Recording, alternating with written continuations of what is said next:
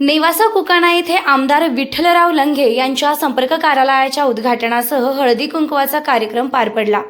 नेवासा मतदारसंघाचे लोकप्रिय आमदार विठ्ठलराव लंघे यांचे नेवासा तालुक्यातील कुकाणा येथे संपर्क कार्यालयाचे उद्घाटन पार पडलं। तसेच कुकाणासह परिसरातील लाडक्या बहिणींचा हळदी कुंकवाचा कार्यक्रम संपन्न झाला। आमदार विठ्ठलराव लंघे तसेच सौ रत्नमालाताई विठ्ठलराव लंघे तसेच माजी जिल्हा परिषद सदस्य सौ तेजश्रीताई सिद्धांत नवले, नगर अध्यक्ष करणसिंह घुले यांच्या प्रमुख उपस्थितीसह लाडक्या बहिणींच्या शुभ हस्ते कार्यालयाचे उद्घाटन पार पडले।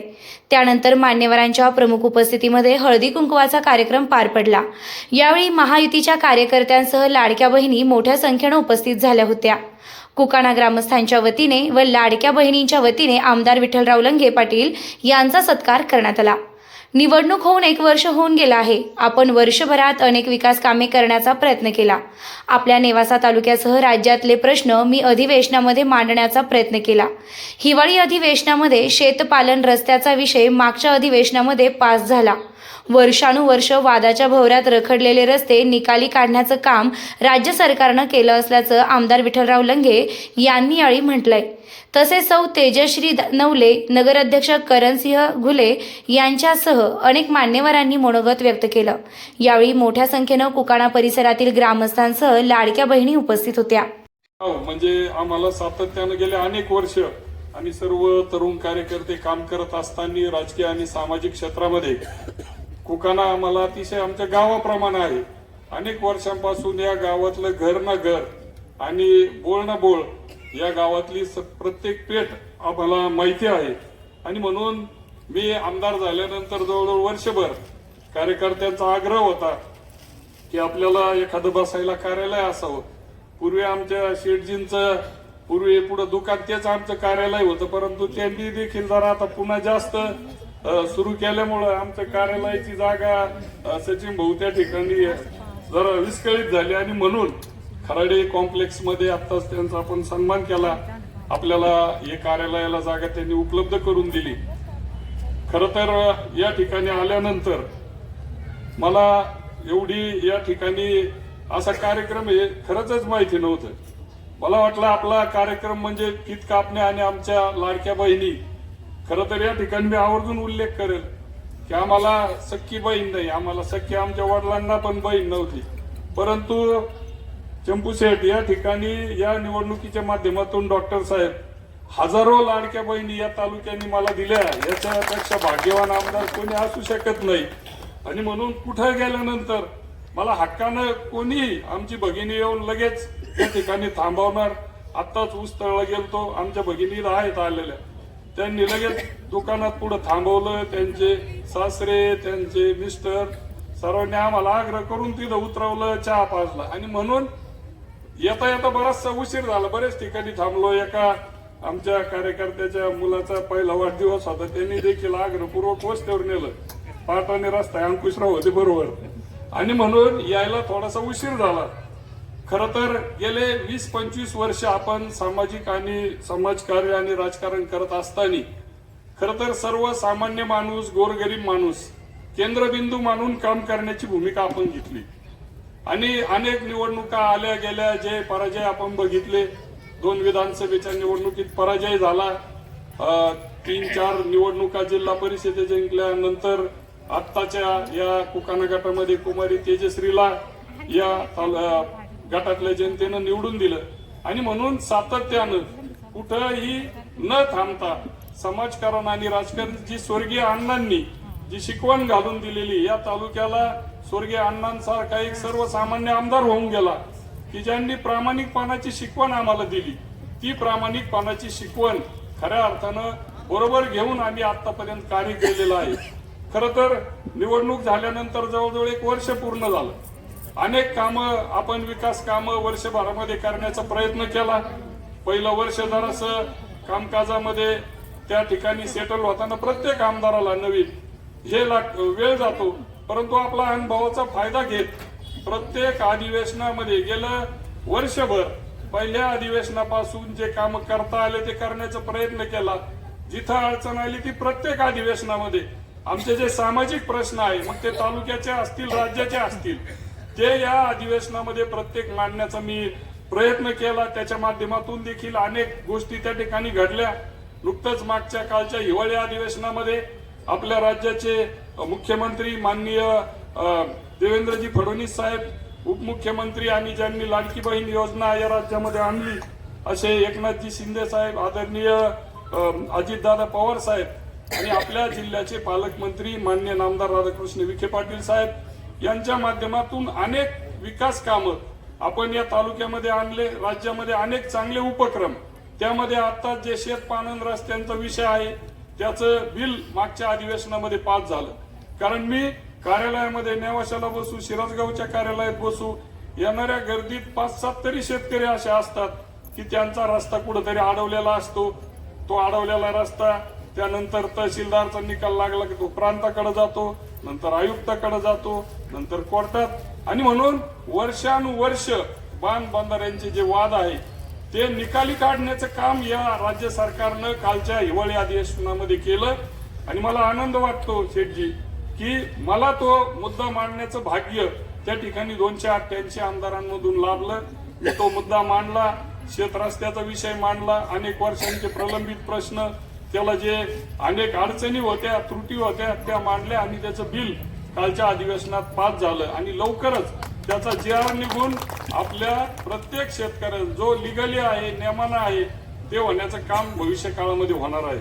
अनेक गोष्टी आहे, मी आपला जास्त वेळ घेणार नाही. बराच वेळ या ठिकाणी कार्यक्रमाला येताना झालेला आहे.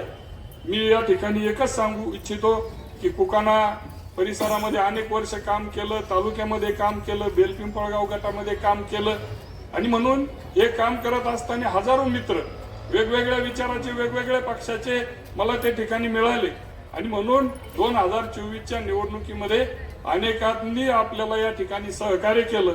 पण जाणीवपूर्वक सांगितलं पाहिजे की फार मोठा वाटा की आताच डॉक्टर साहेबांनी उल्लेख केला, नुकतीच नगरपंचायतची निवडणूक पार पडली, त्यामध्ये देखील जनतेने खूप प्रेम केलं. डॉक्टर साहेबांसारखे एक शिक्षित अभ्यासू व्यक्तिमत्व की ज्यांनी गेल्या 8-10 वर्ष बांधकाम कामगारांसाठी फार मोठं काम केलेलं आहे, सर्वसामान्य गोरगरीब माणसासाठी काम केलं. आज आपण कुकाणा गटात जनसंपर्क कार्यालय सुरू केलेलं आहे. आणि हे जनसंपर्क कार्यालय आपण का चालू केलं आहे की सामान्य व्यक्तीच्या खूप अडीअडचणी असतात. आता आपलं शिरसगावमध्ये पण एक आहे, नेवाशात पण आहे, पण प्रत्येक व्यक्ती इतकं ट्रॅव्हल करू नाही शकत. आणि आपल्या गावात जर एखादं संपर्क कार्यालय असलं तर तुमच्या काही अडीअडचणी असतील त्या सोडवायला तिथं अडीअडचणी असतील तर तुम्ही नक्की तिथं या, तुमचे कामं सांगत जा, आम्ही ते सोडवण्याचा प्रयत्न नक्कीच करू. व आज इथं सर्व लाडक्या बहिणी देखील उपस्थित आहे. सर्वप्रथमतः तुम्हाला मकर संक्रांतीच्या खूप खूप शुभेच्छा. आपण नेहमी म्हणतो मकर संक्रांतीला तिळगुळ घ्या, गोड गोड बोला, पण आपण खरंच ते प्रत्यक्षात करतो का हा प्रश्न आपण स्वतःला नक्कीच विचारला पाहिजे. आणि आपण ते आपल्या डेली जीवनात गोड बोलणं हे एक काय म्हणतात आपल्या वाणीतून आपण आपल्यासोबत जे असेल त्यांच्याशी तसाच संवाद केला पाहिजे. आपण गोड बोललो तर आपल्याला गोड गोष्टी नक्कीच मिळतात. हळदी कुंकाचा अर्थ काय होतं, सौभाग्यवतीचं हे प्रतीक असतं हळदी कुंकू जे आहे. आणि आपण ते का सेलिब्रेट करतो की सर्व महिला एकत्र येतात, थोड्याशा गप्पा गोष्टी होतात आणि आनंदमय प्रोग्राम तो असतो. म्हणून अजून महिलांना मला इथं अपेक्षित होतं, अजून महिलांनी यायला हवं होतं, याच्यात सहभागी देखील व्हायला हवं होतं. आणि असंच आपण वेगवेगळे उपक्रम देखील आपले चालूच असतात. महिलांच्या देखील काही अडीअडचणी असेल तर तुम्ही नक्कीच मला सांगत जा, आईला सांगत जा. आणि आपल्या कुकाणा गटात राजश्री ताई तर असतातच आणि किरण काका देखील असतात. ते कावरे नाना देखील मला नेहमी काही असलं कुकाण्याचं तर नेहमी कॉल करणार, सांगणार. म्हणून यांच्या माध्यमातून माझा देखील कुकाणा गटात संवाद चालूच राहतो. पुन्हा एकदा तुम्ही सर्वजण इथं आल्या तर त्याबद्दल मी तुमचे खूप खूप मनापासून आभार मानते आणि सर्वांना मकर संक्रांतीच्या खूप खूप शुभेच्छा. धन्यवाद. देसाडा यांनी जे मत मांडलं ते मी माझ्या कामातून अनुभवलं आहे. विठ्ठलराव लंगे पाटलांच्या सहवासात मी जे मागच्या 1.5-2 वर्षापासून आहे तेव्हापासून मी अनुभवलेलं आहे की विठ्ठलराव लंगे पाटील हे ज्या ठिकाणी उभा राहतील त्या ठिकाणी त्यांचं संपर्क कार्यालय असतं. कुठलाही प्रोटोकॉल नाही, सामान्यात गेला की सामान्यात रमणारा माणूस आहे. आणि ही परिस्थिती शिरसगावच्या त्यांच्या घरापासून सुरू होते, तर ती मुंबईच्या त्यांच्या विधानसभेच्या त्या जी तिथलं परिसर आहे, दालन आहे, तिथपर्यंत ती परिस्थिती तशीच सारखी असते. अशा पद्धतीचा जमिनीवरचा नेता आपल्याला लाभला हे खरं आपलं भाग्य मानलं पाहिजे. प्रत्येक कामात एक चांगलं विजन त्यांनी ठेवलेलं आहे आणि एक अजात शत्रू असं नेतृत्व आपल्याला मिळालेलं आहे. आम्ही सोबत नेवासा नगरपंचायतची निवडणूक केली. या निवडणुकीमध्ये आपले मुद्दे काय असावेत? मी कधीही राजकारणात नव्हतो. कोकाण्यातही मी येत होतो तर माझ्या सामाजिक कामाच्या निमित्तानं या ठिकाणी येत होतो. तर आदरणीय लंगे पाटलांनी मला त्या ठिकाणी एक दंडक घालून दिला का निवडणूक करत असताना आपण टीका कुठपर्यंत केली पाहिजे, विजन कोणतं मांडलं पाहिजे, यापर्यंत मला त्यांनी मार्गदर्शन केलं. आणि फक्त विकासावरच आपण बोललं पाहिजे, विकासाचंच काम केलं पाहिजे आणि विकासाचंच राजकारण आपण केलं पाहिजे, असा दंडक घालून देणारा आदर्श नेता आपल्या तालुक्याला या ठिकाणी लाभलेला आहे. आणि त्यामुळं एक निर्भोळ यश, एक निर्भोळ विकास आणि शाश्वत विकास आपल्याला या ठिकाणी शक्य आहे हे मला अतिशय खात्रीनं वाटतं. त्यांच्या समवेत आदरणीय भाभी या ठिकाणी आहे. अतिशय उपक्रमशील अशा पद्धतीचं काम भाभींनी सुद्धा या ठिकाणी उभं केलं आणि मार्गदर्शन त्यांनी मी करत असतात. लाडक्या बहिणींचं पाठिंबा मिळाला म्हणून आमदार साहेब विधानसभेत गेले, आम्ही नगराध्यक्ष म्हणून बसलो.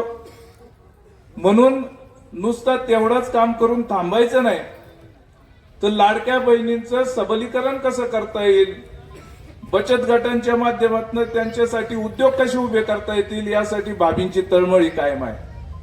आणि या तळमळीतूनच आम्ही आता उद्या नेवाशामध्ये एक कार्यक्रम घेत आहोत. तो कार्यक्रम पारंपरिक हळदी कुंकाचा तर आहेच, पण त्याच्या बरोबरीनं आपल्याकडे साधारणपणे महिला बचत गटांना स्कीम लगेचच सुरू करण्याच्या दृष्टीनं भाभींनी त्या ठिकाणी काम गेल्या महिन्यापासून केलेलं आहे. आणि म्हणून आपल्याकडं बचत गटांसाठी कोल्ड स्टोरेज त्या ठिकाणी उपलब्ध झालंय. कोल्ड स्टोरेज आणि त्याच्याबरोबरचे कॅबिनेट्स आपल्याकडे येऊन देखील पडलेले आहेत.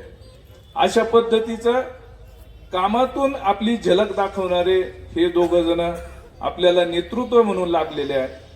आणि त्या ठिकाणी आपण संपर्क कार्यालय या कोकाण्यात करत आहोत.